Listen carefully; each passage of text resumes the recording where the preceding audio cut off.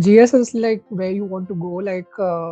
I would say, the best profile as such is you can think of as IB, which is investment banking. You can look at equity research, which is GIR, Global Investment Research. That is what it's called here. You can look at corporate treasury, or you can look at liquidity risk. uh, and liquidity risk is exactly similar to what I mentioned before, like risk management, right? There are a few other profiles, but I would say like you can like try to focus on these four profiles. Uh, and as far as like your skills needed to like ace the interview and stuff go, like there are bifurcations to it, right? There is the technical skills, which, like I mentioned, just basics of finance. And to be honest, like I would say, because you have time, like your interviews will start uh, somewhere around like September, maybe, right? So you have some time, and I would personally say like don't just rely on the college to teach you, uh, so that you learn for the interview, because it'll be very late. And like to be very honest, it 1 month is not enough to learn. So if if you consider yourself not to be too proficient in these areas, I would say like you can start right away. Um, if you want to learn bit about valuation, if you're comfortable with valuation, on YouTube, there is a channel called Ashwath Damodaran.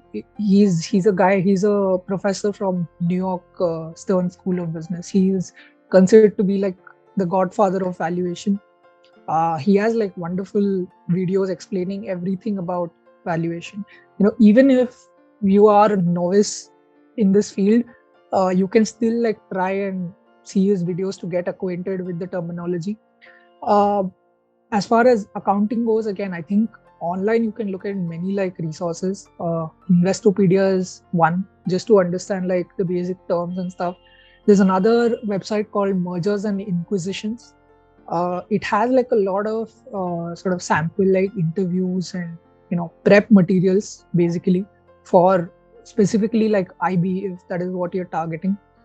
Um, Again, you don't have to like know exactly how a DCF works completely, but you just have to at least have a basic idea about even economics, to be honest. Like that's another subject I would say like you could sort of focus on. Again, I'm drawing on my own interview experience here because I was asked some questions on economics in particular. Like if I'll just give you one example. If let's say the interest rates were to like go up, right? How would that affect the currency rate of a country? Uh, I mean, so again, just basics of economics, you have to, if you can learn, that'll be helpful. Following the news is another thing which is going to be super helpful, not just from the Indian markets, but also from the Western markets, right?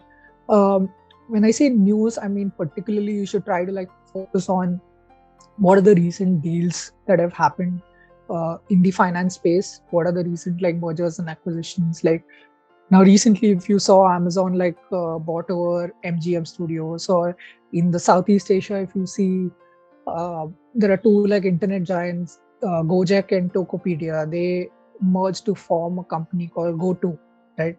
So you should be following somewhat what's happening in the M&A space, what is happening in the IPO space, right? So in case you guys have been following the Western markets, there is in the last year something called a SPAC, a special purpose acquisition company, which became like very, very popular.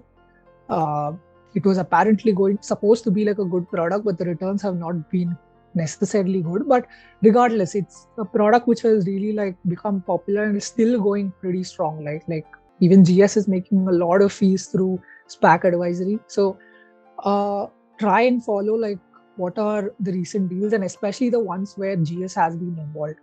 You can look at there's a website called I think Financial Times. So you get like something called a league table.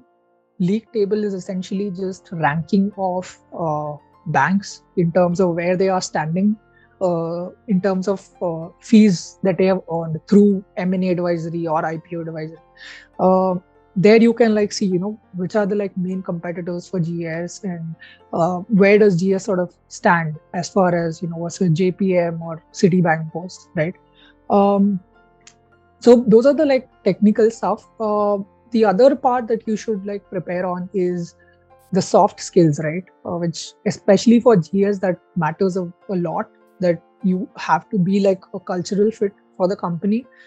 I mean, even if you're not necessarily like good with the technicals, it's still fine. But you have to have a good enough reason as to A, why do you want to do finance? B, like why that role in particular, right? Like what is it about investment banking or equity research or whichever role is it that sort of excites you, and why Goldman Sachs in particular, right? Uh, if I mean these answers can't really be like too gassy, so to speak. कि मतलब बहुत generic answer will not really work. You should try to have like specific instances from your own life to which you can correlate with your ambition to be in that particular. And this is true for any role, right? Like not just GS or IB.